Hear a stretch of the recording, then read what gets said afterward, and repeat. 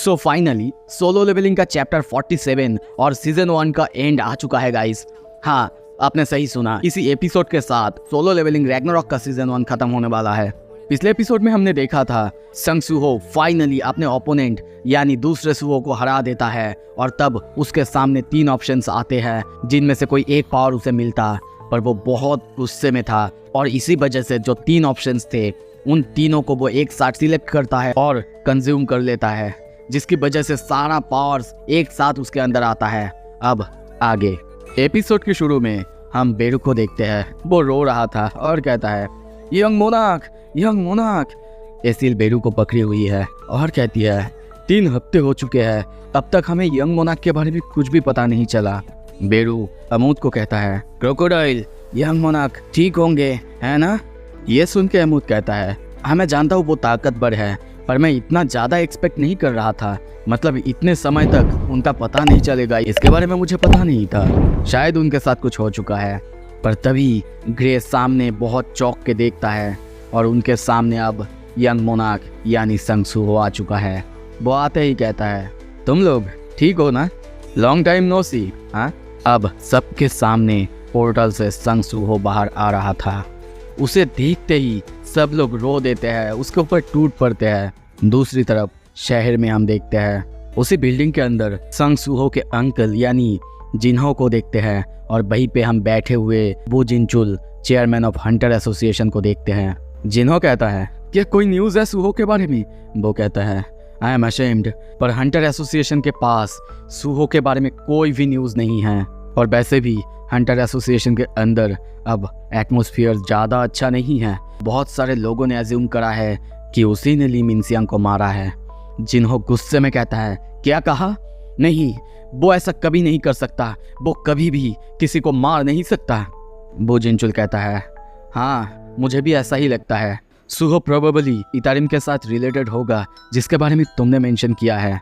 ये सुन के जिन्हो थोड़ा सा शांत होता है और कहता है पिछले दुनिया में मैंने संग जिनबुक को कोई भी मदद नहीं कर पाया था, जो कि अकेला लड़ा था। मैं ऐसा फिर कभी नहीं होने दूंगा, मैं सूहो को अकेला नहीं लड़ने दूंगा। ये सुन के वो जिनचुल वो भी थोड़ा सा सैड होता है। तभी उसके फ़ोन पे एक नोटिस आता है। वो फ़ोन को उठाते हुए कहता है मुझे 1 सेकेंड दो, और सोचता है कितने बार ऐसा होगा। शायद हंटर एसोसिएशन ने अब तक एक्शन ले लिया होगा।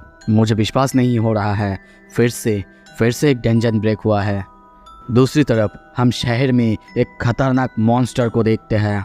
वो लोग आके चारों तरफ सब कुछ तबाह कर रहे हैं। उनके सामने ही कुछ हंटर्स थे, उनको भी वो बहुत आसानी से पीट रहे थे। एक हंटर को उठा के फेंकने की कोशिश करता, तभी वहाँ पे हम और कुछ हंटर को देखते हैं। एक हंटर कहता है डैम इट, आखिर क्यों इतना बड़ा एक लार्ज डेंजन ब्रेक हमारे शहर के बीच में हुआ। दूसरी तरफ हम वहीं पे इतारिम को देखते हैं। वो सोचता है ये बहुत बोरिंग है, मुझे कोर हंटर एसोसिएशन में ज्वाइन करने के लिए कुछ रियल अचीवमेंट्स चाहिए। जितना बड़ा डैमेज होगा उतना ही मेरे बारे में बात किया जाएगा, मैं कुछ अचीव कर सकता हूँ। ह्यूमंस वो बहुत यूनिक होते हैं, वो बस उसी पर्सन को याद रखते हैं जिसके बारे में बात किया जाता है। यहाँ तक कि कौन सा हंटर पहले मदद करने के लिए आया ये उनके लिए मैटर नहीं करता, पर कौन मर चुका है लड़ते हुए उनको ये याद रखना है, उसका पूजा करना है। तभी देखते हैं एक हंटर एक मॉन्स्टर को आके खतरनाक तरीके से स्लैश करता है, जिससे उस मॉन्स्टर को काफ़ी तकलीफ होता है। और तभी उसी हंटर को देखते हैं, वो कहता है एवरीवन प्लीज़ मेरे पीछे आ जाओ। वो लोग कहने लगते हैं हाँ हम लोग शायद बच चुके हैं। एक B rank hunter Hong Jeong वो हमारे सामने है। ये सुनते ही इतारिम कहता है बी रैंक हंटर, ये अच्छी बात नहीं है, मुझे कुछ करना होगा। और तभी वो अपना स्पेल एक्टिव करता है, जिसके वजह से शायद उन सारे मॉन्स्टर्स की पावर थोड़ा सा और बढ़ जाता है। और वो कहता है ये स्टेज मैं मेरे लिए सेटअप कर रहा हूँ, स्पॉटलाइट अब मेरा है। और तभी देखते हैं वो मॉन्स्टर एक खतरनाक अटैक उसी हंटर पर करता है, जिसकी वजह से उसकी हालत ख़राब हो जाता है। नाक, मुंह और आँखों से खून निकलने लगता है। वो बहुत दूर जाके एक दीवार पे लगता है और सोचता है क्या इसकी मैजिक पावर सडनली इंक्रीज कैसे हो सकता है। तभी वो मॉन्स्टर उसके पास आता है और उसके ऊपर एक के बाद एक पंचेस की बरसात करता है। और वहाँ पे सिर्फ एक नहीं कई सारे मॉन्स्टर्स को हम देखते हैं, वो सब मिलके एक साथ उसके ऊपर हमला करने लगते हैं। दूसरे हंटर्स ये देख के डर चुके हैं और वहीं पे हम उसी हंटर के खून को गिरते हुए देखते हैं। शायद वो पूरी तरीके से ख़त्म हो चुका है, अब वहाँ पे सिर्फ उसके खून ही बचे हुए हैं। ये देख के एक और हंटर वो सोचता है, डैम इट, मैं लकी था जो कि मुझे अनएक्सपेक्टेड मनी मिला था, जिसके वजह से मैंने अपनी पैर ठीक कर लिया था। यहाँ तक कि एक नया वेपन भी खरीद लिया था और मुझे लगा था मैं फिर से एक हंटर बन सकता हूँ। पर अब तो लगता है कि ये बहुत ज़्यादा रेकलेस है मेरे जैसे एक डी रैंक हंटर के लिए लोगों को बचाना। वो अकेले सारे मॉन्स्टर्स के सामने खड़ा हुआ है। सारे मॉन्स्टर्स उसकी तरफ दौड़ रहे थे, पर तभी उसे कुछ करते उसके पहले ही उसके सामने सूहो आ जाता है और आते ही उस मॉन्स्टर को एक खतरनाक किक मारता है, जिसकी वजह से उसकी हालत ख़राब हो जाता है। वो बंदा ये देखते ही चौंक जाता है। दूसरी तरफ मॉन्स्टर की हालत हम बहुत ख़राब देखते हैं। सूहो की एक पंच से ही वो जैसे कि कोई रबर बॉल जैसे डॉज करने लगता है। अब सूहो की उसी मास्क को देख के उस बंदे को याद आता है, ये वही बंदा है जिसने कि उन सबको काम दिया था और सारे गेट्स अकेले ही क्लियर करने लगा था। और सोचता है, मैंने तो सुना था ये एक डी रैंक हंटर है, पर वो इस मॉन्स्टर को आसानी से कैसे मार सकता है। तभी सूहो कहता है, ये बहुत अच्छा अपॉर्चुनिटी है मेरे लिए, मैं अपने नए स्किल्स को चेक कर सकता हूँ। और तभी कहता है, राइज। उसके ये कहते ही सारे मॉन्स्टर्स शैडो बन जाते हैं और उसके बॉडी के अंदर आ जाते हैं। किसी को कुछ भी समझ नहीं आ रहा था। वो हंटर अपना आँख बंद कर लेता है, पर तभी शैडोज उन सब के हथियार के अंदर आने लगते हैं। तभी देखते हैं उस बंदे का स्वॉर्ड पूरी तरह से बदल जाता है। किसी के पास स्पीयर आ जाता है, आर्मर आ जाता है। उनको कुछ भी समझ नहीं आ रहा था। ये देख के बेरू बहुत ज़्यादा इम्प्रेस हो चुका है और कहता है, यंग मोनार्क, ये क्या आप शैडो ट्रांसफॉर्मेशन को अब ऐसे भी यूज़ कर सकते हैं? वो कहता है, ये स्किल ये शैडो ट्रांसफॉर्मेशन नहीं है, ये एक्चुअली आइटम की तरह कैटेगराइज किया जाता है। और तभी नोटिस आता है, हम देखते हैं शैडो नेगा वॉरियर स्की मीटर। दूसरे बंदे के पास आर्मर था और तीसरा आइटम शैडो नेगा वॉरियर स्वॉर्ड। मैं आपके सामने तीनों का नोटिस दे रहा हूँ, आप इनके पावर लेवल और बाकी सब कुछ थोड़ा सा पढ़ सकते हैं।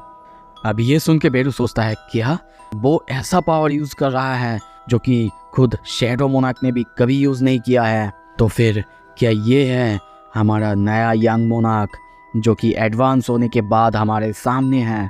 पर क्या ये पावर इरेगुलर वाइट शैडो का है? सूहो अब सोचता है, मुझे लगता है कि अब मुझे मास्क पहनने की कोई ज़रूरत नहीं है।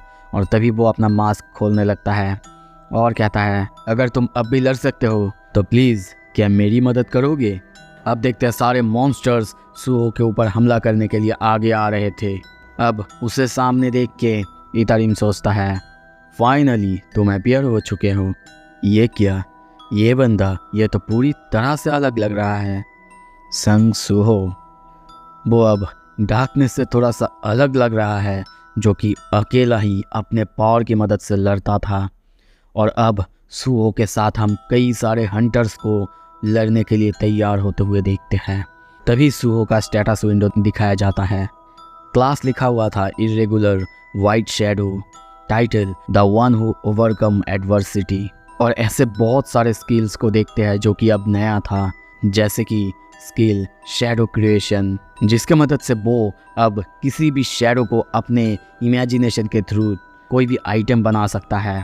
पर शैडोज जिनको कि क्रिएशन में यूज़ किया जाएगा वो वापस शैडो सोल्जर नहीं बन सकते। तभी सीन शिफ्ट होता है, हमें इंडिया असुरा गिल्ड दिखाया जाता है। सो फाइनली मेरे इंडियन फैंस, सोलो लेवलिंग में फिर से एक बार इंडिया का नाम आ चुका है। हम एक जगह बहुत खतरनाक ब्लास्ट होते हुए देखते हैं। एक बंदे की हालत बहुत ख़राब था। वो सोचता है, सूहो आई एम सो सॉरी।